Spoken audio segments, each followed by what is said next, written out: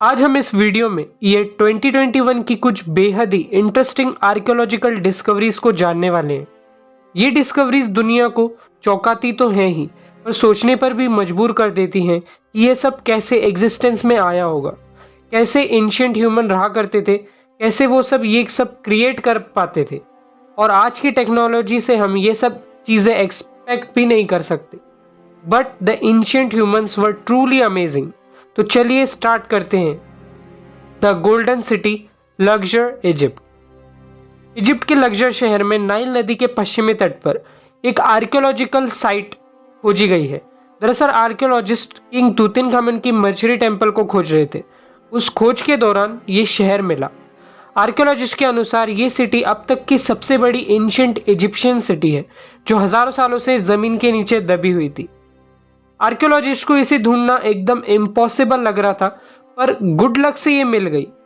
इसमें घर और सड़कें अभी भी बहुत अच्छी स्थिति में है और कुछ कुछ दीवारें तो 10-10 फीट तक लंबी है। आर्कियोलॉजिस्ट के अनुसार इस सिटी का नाम तहन एटेन है, जो इजिप्ट के लास्ट किंग तूतनखामन के ग्रैंडफादर एमेनहोटेप III ने 1390 से 1352 बीसी के बीच बनाई थी। इस आर्कियोलॉजिकल प्रोजेक्ट के डायरेक्टर जाही हवास का कहना है कि ये एक गोल्डन सिटी है, क्योंकि ये सिटी एमेनहोटेप III के शासनकाल के दौरान की है, जिसे एंशिएंट इजिप्ट की गोल्डन एज भी कहा जाता है। मतलब इस पीरियड ऑफ टाइम में इजिप्ट बहुत समृद्ध देश हुआ करता था।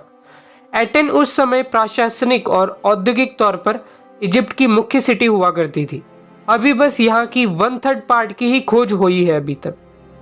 यहाँ के घरों में दिनचर्या के सामान अभी भी रखा हुआ है, जैसे कि सेरेमिक की वेसल्स, बच्चों के खिलौने, लाइमस्टोन के गेमिंग पीसेस। यहाँ पर किचन, बेकरीज भी मिली हैं और भी बहुत सारी चीजें मिली हैं खान पान से जुड़ी। और एक वेसल भी मिली है जिसमें 20 पाउंड बना हुआ मीट है, जिसे किसी बुचर ने बनाया होगा, जिसका नाम लूवी था। मतलब वो वहां पे पड़ा हुआ था वैसे ही।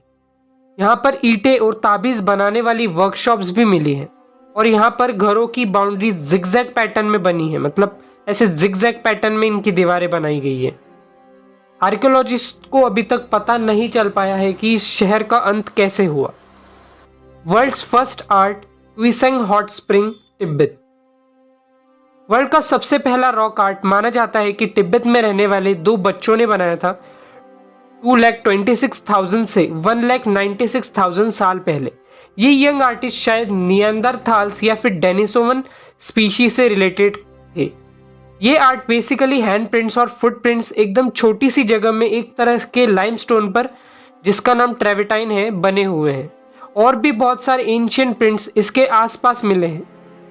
Geologist and environmental archaeologist David Zhang का कहना है कि वहां के लोग इस आर्ट को लॉर्ड बुद्धा से रिलेट करते हैं। डेविड भी इन प्रिंट्स में उलझे हुए हैं क्योंकि ये बहुत स्मॉल है। डेविड ने इससे एग्जामिन करने के लिए यूरेनियम सीरीज डेटिंग का इस्तेमाल किया था, ये देखने के लिए कि एग्जैक्टली कब इन प्रिंट्स को बनाया गया था। इससे बस यही पता चला कि ये बहुत ही ज़्यादा पुराने हैं और इसका कोई ठोस एक्सप्लेनेशन नहीं है कि ये कैसे एक साथ आए। पर ये एक ट्रू आर्ट है, ये अभी तक पता नहीं चल पाया है। हाँ, पर ये जितना भी अभी तक आर्ट मिला है उन सबसे पुराना है। The first American white sand, new Mexico. 2 दशकों से आर्कियोलॉजिस्ट ने बहुत सारी ऐसी साइट्स डिस्कवर करी है जो बताती है कि पहली बार लोग अमेरिका में 16,000 साल पहले आए थे। पर अमेरिका के व्हाइट सैंड नेशनल पार्क में मिले फॉसिलाइज्ड ह्यूमन फुटप्रिंट्स की रेडियोकार्बन डेटिंग करने के बाद पता चला कि ह्यूमंस नॉर्थ अमेरिका में 23,000 सालों से वहां पर रह रहे हैं। ये फॉसिलाइज्ड ह्यूमन फुटप्रिंट्स उन सैकड़ों फुटप्रिंट्स में से एक हैं जो उस समय के तालाब की पगडंडी पर मिले, पर अब वो लेक वहां पर नहीं है। कॉर्नेल यूनिवर्सिटी के आर्कियोलॉजिस्ट टॉमी अर्बन और उनकी टीम ने इनकी पहचान कर बताया कि ये फुटप्रिंट्स ज्यादातर टीनेजर बच्चों के हैं।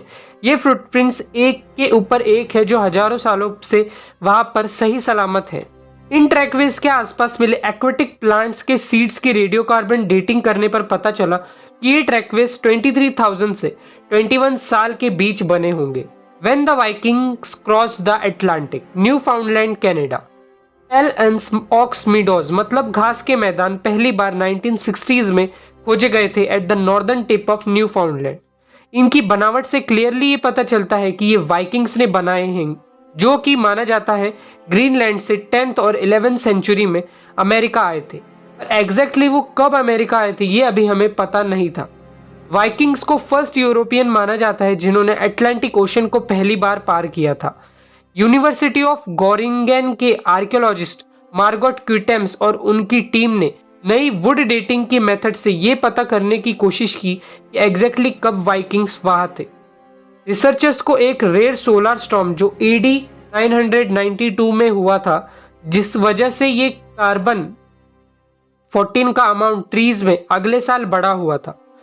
3 वुड सैंपल जिनमें कार्बन 14 का अमाउंट ज्यादा था, उससे ये पता चला कि ये पेड़ AD 1021 में गिराए गए थे वाइकिंग्स के द्वारा। इस साइट पर दशकों से काम करने वाली आर्कियोलॉजिस्ट बिरगिट्टा वॉलेस बताती है कि वाइकिंग्स यहाँ एल ऑन्स मिडोज में कॉलोनाइजेशन करने नहीं आए थे, बल्कि ये उनके लिए अमेरिका को एक्सप्लोर करने का एक गेटवे था।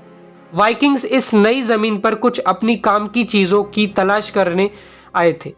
बाद में जाकर साउथ में, जो आज के समय में न्यू ब्रुंसविक है, वहां पर उन्होंने हार्डवुड लंबर, बटर नट्स और ग्रेप्स को ढूंढ निकाला। पर कुछ दशकों बाद उन्होंने वहां से वापस जाने का सोचा। उन्होंने डिसाइड किया कि ये बहुत अच्छी जगह है, पर यहाँ के रहवासियों की वजह से ये जगह थोड़ी डेंजर है। उन्होंने सोचा कि हम अपने घर ग्रीनलैंड जाएंगे और वहीं रहेंगे। और अगर इस वीडियो से आपने कुछ अलग जाना तो प्लीज़ इस वीडियो को लाइक करें, मेरे चैनल द हरक्यूलिस को सब्सक्राइब करें, इस वीडियो को शेयर करें और कुछ नहीं तो कमेंट तो ज़रूर कीजिए। Thank you.